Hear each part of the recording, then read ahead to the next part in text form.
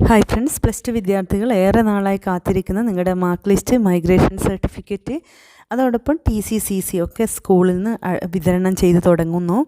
അപ്പോൾ നിങ്ങളുടെ സ്കൂളിൽ നിങ്ങളുടെ കൺസേൺ ക്ലാസ് ടീച്ചറെ, പ്രിൻസിപ്പൽമാരെ കോൺടാക്റ്റ് ചെയ്യാം. മേക്ക് സ്കൂൾ ഏകദേശം കേരളത്തിലെ എല്ലാ സ്കൂളുകളിലും മാർക്ക് ലിസ്റ്റും മൈഗ്രേഷൻ സർട്ടിഫിക്കറ്റും എത്തി. ആവശ്യമുള്ളവർക്ക് TC/CC ഒക്കെ മുന്നേ കൊടുത്തു തുടങ്ങിയിട്ടുണ്ട്. ഇതുവരെ വാങ്ങാത്തവരെ എല്ലാം കൂടി ഒന്നിച്ച് വാങ്ങുക. പാസ്സായവർക്ക് മാത്രമേ മൈഗ്രേഷൻ സർട്ടിഫിക്കറ്റ് കിട്ടുകയുള്ളൂ. കേരളത്തിന് പുറത്ത് പഠിക്കാൻ പോകുന്നവർക്ക് അത് ആവശ്യമായി വരും. അതുകൊണ്ട് എല്ലാവർക്കും ഉണ്ടാവും, വാങ്ങി വെച്ചോളൂ. അപ്പോൾ മാർക്ക് ലിസ്റ്റ് വാങ്ങാൻ സ്കൂളിലേക്ക് പോകുമ്പോൾ ശ്രദ്ധിക്കേണ്ട കാര്യം, ആദ്യമായി തന്നെ മഴയുള്ള സമയമാണ്. മാർക്ക് ലിസ്റ്റ് വാങ്ങാൻ സ്കൂളിലേക്ക് പോകുമ്പോൾ നിർബന്ധമായിട്ടും നല്ലൊരു ഫയൽ കയ്യിലെടുത്തിട്ട് പോകുക. വെറും ഫയലല്ല, അതിൻ്റെ ഉള്ളിൽ കുറച്ച് ന്യൂസ് പേപ്പറോ ബുക്കോ ഒക്കെ വെച്ചിട്ട് അതിലേക്ക് ഈ സർട്ടിഫിക്കറ്റ്സൊക്കെ പ്രോപ്പറായി വെക്കാൻ പാകത്തിൽ നല്ല രീതിയിൽ അതിൻ്റെ കൂടെ ഫയൽ വെക്കാനുള്ളൊരു ബാഗും കൂടി എടുത്താൽ നല്ലതായിരിക്കും. പ്രത്യേകിച്ച് വണ്ടിയിലൊക്കെയാണ് നിങ്ങൾ പോകുന്നതെങ്കിൽ.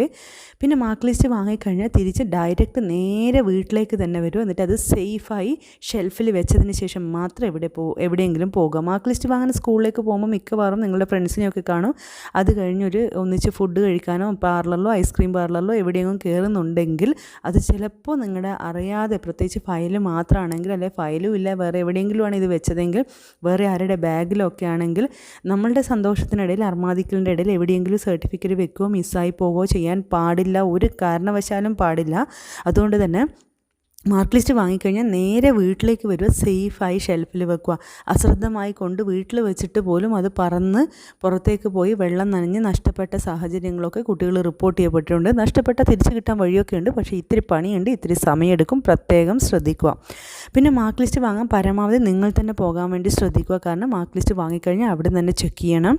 അതോടൊപ്പം മൈഗ്രേഷൻ സർട്ടിഫിക്കറ്റ്, TC/CC എല്ലാത്തിലും നിങ്ങളുടെ പ്രോപ്പർ നെയിം പ്രോപ്പറായിട്ട് തന്നെ ഉണ്ട്, സ്പെല്ലിംഗ് ഒക്കെ കറക്റ്റാണ്, സ്പേസൊക്കെ കറക്റ്റാണെന്ന് ഉറപ്പ് വരുത്തണം. ഇല്ലെങ്കിൽ അഡ്മിഷന് പോകുമ്പോൾ അവിടെ തിരിച്ചു വിടും. അതായത് നമ്മുടെ ആധാറിൽ, ബർത്ത് സർട്ടിഫിക്കറ്റിൽ ഇതിലൊക്കെ ഏകദേശം എല്ലാം കറക്റ്റാണ് എന്ന് ഉറപ്പ് വരുത്തിയിരിക്കണം. പിന്നെ മാത്രമല്ല, ഇപ്പോൾ നിങ്ങൾ +1 റീവാലുവേഷന് കൊടുത്തിട്ടൊക്കെ മാർക്ക് കൂടിയവരാണെങ്കിൽ ആ മാർക്കും ഒക്കെ ആഡ് ചെയ്തിട്ട് തന്നെയാണ് നിങ്ങളുടെ റിസൾട്ട് വന്നിട്ടുള്ളതെന്ന് നിങ്ങൾ ചെക്ക് ചെയ്തിട്ടുണ്ടാവുമെന്ന് കരുതുന്നു. മാർക്ക് ലിസ്റ്റിൽ ഒന്നുകൂടി ചെക്ക് ചെയ്യുക. ഇപ്പോൾ +2 റീവാലുവേഷന് കൊടുത്തവരുടെ മാർക്ക് കൂടി വന്നിട്ടുണ്ടാകും, പക്ഷേ ആ മാർക്ക് ഈ സർട്ടിഫിക്കറ്റിൽ ആഡ് ആക്കപ്പെടാൻ സാധ്യതയില്ല. അതുകൊണ്ട് അതിനെക്കുറിച്ച് നമ്മൾ സംശയം വേണ്ട. അത് പ്രിൻസിപ്പലിനോട് വേണം ചോദിക്കാം. പക്ഷേ മിക്കവാറും ഇത് +2 റിസൾട്ട് വരുമ്പോൾ വന്ന മാർക്ക് മാത്രമേ ഉണ്ടാവുള്ളൂ. റീവാലുവേഷന് സെപ്പറേറ്റ് മാർക്ക് ലിസ്റ്റ് വരും. പിന്നെ അതൊക്കെ ഒന്നാക്കി, അല്ലെങ്കിൽ ഇമ്പ്രൂവ്മെൻറ്റിനൊക്കെ കൊടുത്ത കുട്ടികളാണെങ്കിൽ ഇമ്പ്രൂവ്മെൻറ്റ് റിസൾട്ട് ഇപ്പോൾ വന്നതേ ഉള്ളൂ, അതിനൊക്കെ സെപ്പറേറ്റ് മാർക്ക് ലിസ്റ്റ് വരും. പിന്നെ നിങ്ങളുടെ ഈ മാർക്ക് ലിസ്റ്റും രണ്ടാമത് നിങ്ങൾ റീവാലുവേഷൻ മാർക്ക് കൂടിയപ്പോൾ വന്ന മാർക്ക് ലിസ്റ്റും, അല്ലെങ്കിൽ ഇമ്പ്രൂവ്മെൻറ്റിലൂടെ മാർക്ക് കൂടിയപ്പോൾ വന്ന മാർക്ക് ലിസ്റ്റും ഒക്കെ ഒന്നാക്കാൻ വേണ്ടിയിട്ട് നിങ്ങൾ പിന്നീടൊരു ആപ്ലിക്കേഷൻ കൊടുക്കണം. അത് നിങ്ങളുടെ പ്രിൻസിപ്പൾ പറഞ്ഞു തരും. അല്ലെങ്കിൽ നിങ്ങൾ ഈ റീവാലുവേഷനിലൂടെ മാർക്ക് കൂടിയത്, അല്ലെങ്കിൽ ഇമ്പ്രൂവ്മെൻറ്റിലൂടെ മാർക്ക് കൂടിയത്, അല്ലെങ്കിൽ എക്സാം എഴുതി പാസ്സായവരൊക്കെ ആണെങ്കിൽ പിന്നെ എവിടെയെങ്കിലും പോകുമ്പോൾ നിങ്ങളുടെ ഇപ്പോൾ വാങ്ങിയ മാർക്ക് ലിസ്റ്റും ആ മറ്റേ മാർക്ക് ലിസ്റ്റും ഒക്കെ എടുത്തിട്ട് പോകണം. അതിന് പകരം ഇതൊക്കെ കമ്പൈൻ ചെയ്തിട്ട് കൺസോളിഡേറ്റർ കിട്ടാൻ വഴിയുണ്ട്. അതിനുള്ള പ്രൊസീജിയർ നിങ്ങളുടെ സ്കൂളിൽ ടീച്ചേഴ്സ് അല്ലെങ്കിൽ നിങ്ങളുടെ സ്കൂൾ പ്രിൻസിപ്പൾ പറഞ്ഞു തരും. അത് പിന്നീട് ചെയ്യണം.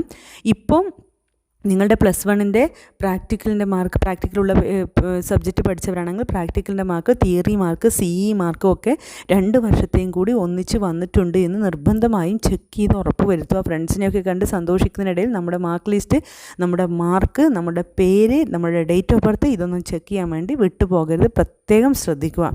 ഫ്രണ്ട്സൊക്കെ ഒന്നിച്ച് പോകുന്ന സന്തോഷമുള്ള കാര്യം തന്നെയാണ്. കാരണം വ്യത്യസ്ത കോളേജുകൾ അല്ലെങ്കിൽ നാട് വിട്ടൊക്കെ പഠിക്കാൻ പോകുന്നവർക്ക് ഇനി ഇതുപോലെ ഒന്നിച്ച് എല്ലാവരെയും കാണലൊക്കെ വളരെ അപൂർവമായിരിക്കും. ഇത് പ്രത്യേകിച്ച് ഓർമ്മിപ്പിക്കത്തക്ക വിധത്തിലുള്ള, അല്ലെങ്കിൽ എന്നും ഓർമ്മ വെക്കത്തക്ക വിധത്തിലുള്ളൊരു ദിവസം തന്നെ ആയിരിക്കും.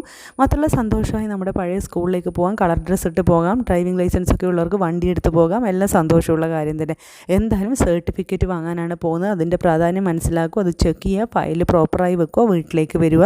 അതിനുശേഷം നിങ്ങളുടെ എൻജോയ്മെൻറ്റൊക്കെ ആകാം. എന്തായാലും കേരളത്തിൽ ഏകദേശം എല്ലാ സ്കൂളുകളിലും മാർക്ക് ലിസ്റ്റ് എത്തിയിട്ടുണ്ട്. മൈഗ്രേഷൻ സർട്ടിഫിക്കറ്റ് ഫെയിലായവർക്ക് ഉണ്ടാവില്ല, പ്രത്യേകം ശ്രദ്ധിക്കുക. പാസ്സായവർക്ക് ഉണ്ടാവും. എഴുതി പാസ്സായിട്ടുണ്ട്, അപ്പോൾ കിട്ടൂലെന്ന് ചോദിച്ചാൽ സേയുടെ മാർക്ക് ലിസ്റ്റ് വരുന്നതിൻ്റെ കൂടെ ഈ മൈഗ്രേഷൻ സർട്ടിഫിക്കറ്റും വരും. ഇപ്പോൾ കിട്ടുന്നതല്ല. മൈഗ്രേഷൻ സർട്ടിഫിക്കറ്റ് നിങ്ങളിപ്പോൾ കേരളത്തിന് പുറത്ത് പോയി പഠിക്കുന്നില്ല എങ്കിലും അത് ഫയലിൽ വെച്ചോളൂ, വാങ്ങിക്കോളൂ, വേണ്ടാന്ന് പറയണ്ട.